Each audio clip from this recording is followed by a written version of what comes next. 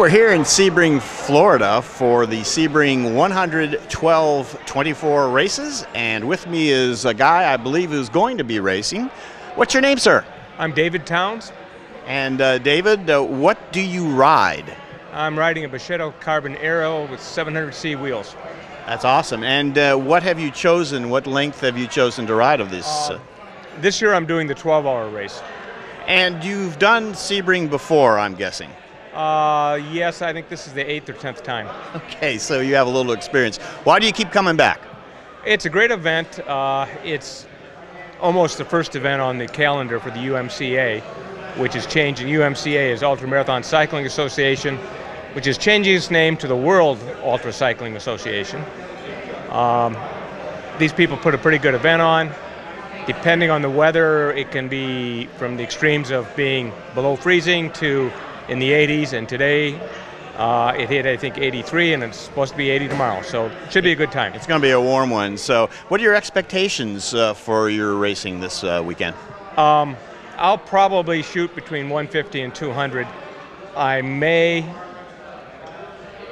be riding the first 100 with my wife, and if I do that, she's very, how should I say this, very steady, but not super fast. Okay. So she can go 150 miles easy, but it takes her to 12 hours. And so what's your wife's name?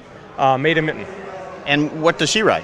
She's riding a giant carbon fiber upright bike. Okay. Well, that'd be quite a pairing then to going around, huh?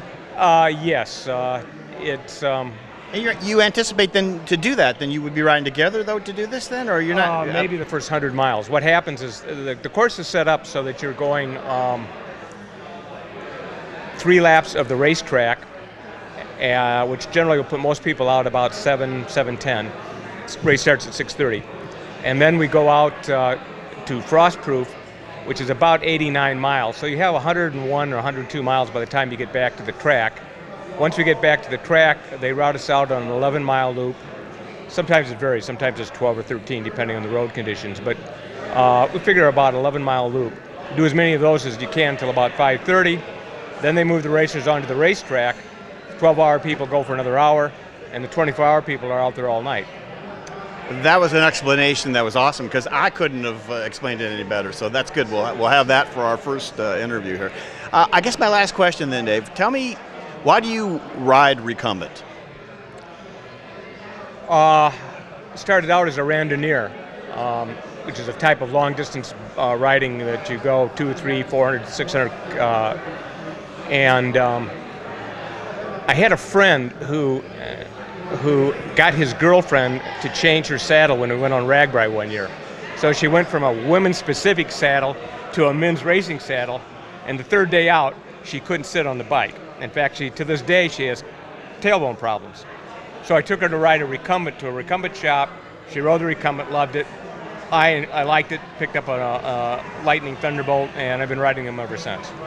Sounds great. Well, we wish you all the luck in the world. I hope you have a great race, safe, and thanks for spending a little time with us today. Will do. Thank you. Thanks. All right, guys, we have a special guest here at Sebring right now. Tell us your name. I'm Dave Lewis. And Dave, what is it that you ride that is so different from what the other people I'm interviewing are riding? It's a recumbent tricycle, but it's fully enclosed. It's called a velomobile. And what kind of velomobile is it? It's called a DF velomobile, and it's fully race ready with wheel pants and a race hood. So as aero could be, really, yes? It's all waxed up and ready to go. Last night I did a test. 130 watts, once up to speed at 28, maintain 28.6 at 130 watts for you power guys. How efficient is that? That's crazy. Yeah. All right, so tell us where you're from. Originally Colorado. I used to race snowboards up there, but now Sarasota, Florida, just about 100 miles to the west. And what's your background in racing bikes? I spent a lot of time with the Florida Bike Racing Association. They put on great races down here. Just had a great time racing road, racing time trial.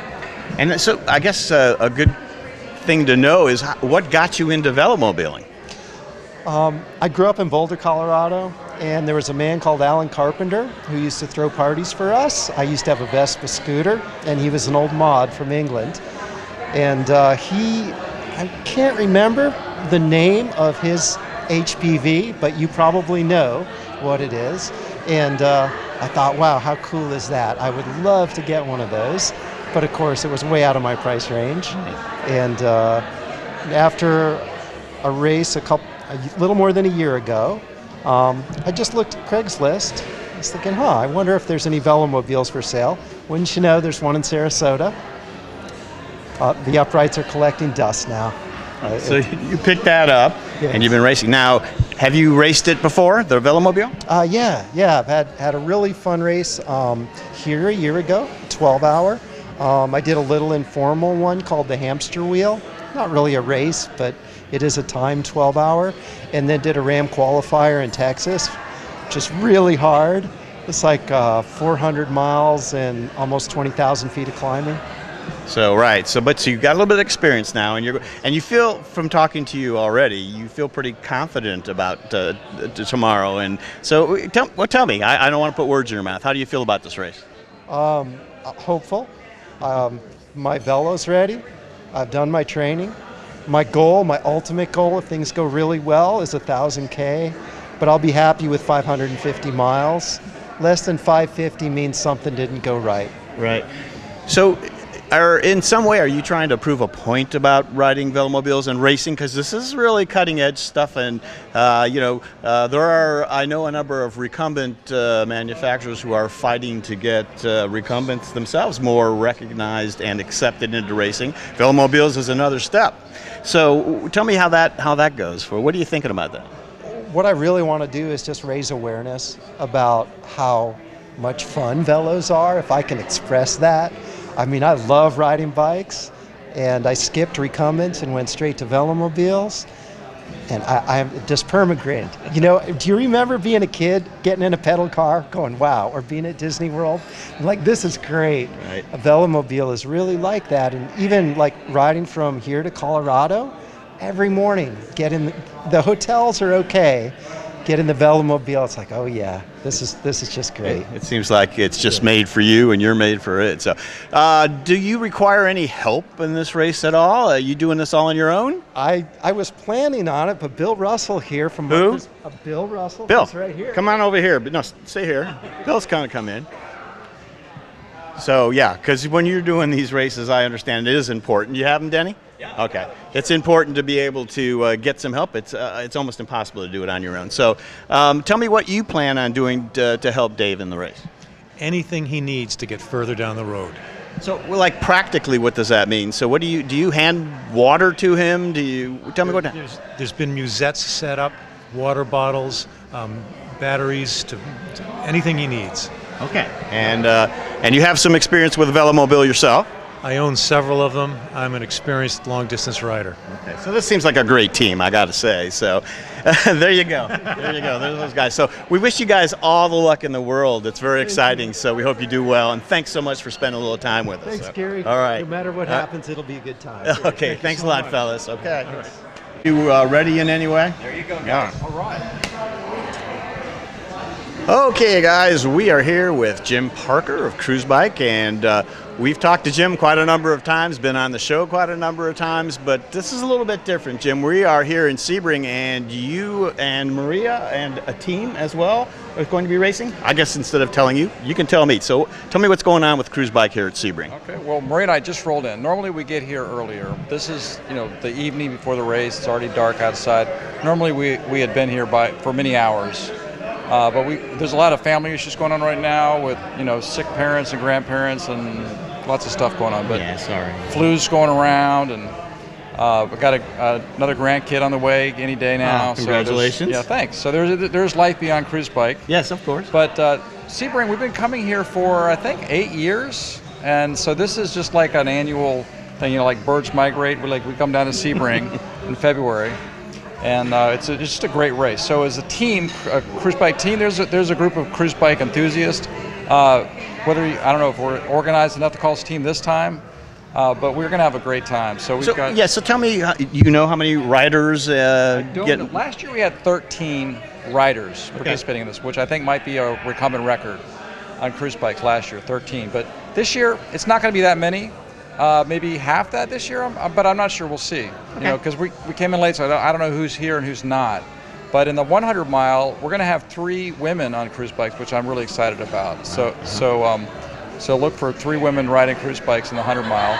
I don't think they're going to go out. This is just kind of beginning riders, but they're going to have fun.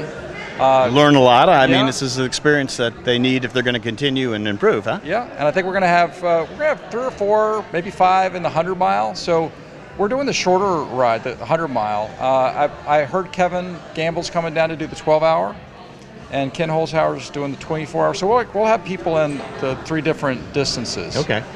Specifically, how about you and Maria? We're both doing the 100 mile, which is actually a little over 100 miles. But right. Yeah, so this has been a cold winter in North Carolina. I mean, like, I can't remember a winter this cold before. Well, this guy from Ohio is trying to work a little sympathy up for you as far as cold winters go. Yeah. But normally we're wearing shorts in December and January a lot, but not this year. So training-wise, though, it's taken a bite out of what you can do. It's been in the garage on the trainer, which isn't the same as getting outside.